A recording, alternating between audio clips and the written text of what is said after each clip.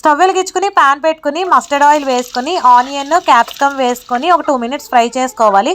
తర్వాత బాయిల్ చేసుకున్న పొటాటోస్ వేసుకుని మీ టేస్ట్కి తగినంత సాల్ట్ వేసుకుని కసూరి మెత్తి వేసుకుని ఒక 2 మినిట్స్ అయితే కుక్ చేసుకోవాలి.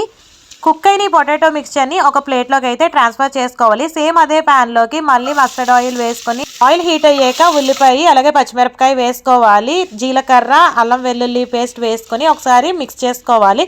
తర్వాత టమాటో ప్యూరీ వేసుకొని ఒకసారి మిక్స్ చేసుకోవాలి. తర్వాత పసుపు ధనియాల పొడి అలాగే మీ స్పైసీనెస్కి తగినంత కారం గరం మసాలా వేసుకొని ఒకసారి అంతా బాగా మిక్స్ చేసుకోవాలి. తర్వాత 2 స్పూన్లు పెరుగు వేసుకోవాలి. టమాటో ప్యూరీ చేసిన మిక్సీ ఉన్నది కదా, అందులో కొద్దిగా వాటర్ వేసుకుని మిక్స్ చేసుకుని కాసేపు కుక్ అయ్యాక మనం ఆల్రెడీ కుక్ చేసి పెట్టుకున్న పొటాటో మిక్చర్ ఉంది కదా వేసుకుని కొద్దిగా కొత్తిమీర వేసుకుని మళ్ళీ మీ టేస్ట్కి తగినంత ఉప్పు కొన్ని నీళ్లు వేసుకుని ఒకసారి మిక్స్ చేసుకుని కుక్ చేసుకోవడమే. మూత పెట్టుకుని దాబా స్టైల్ ఆలు క్యాప్సికమ్ ఫుల్ డీటెయిల్ రెసిపీ నేను డిస్క్రిప్షన్లో ఇస్తాను, ఒకసారి చెక్ చేయండి. Please subscribe.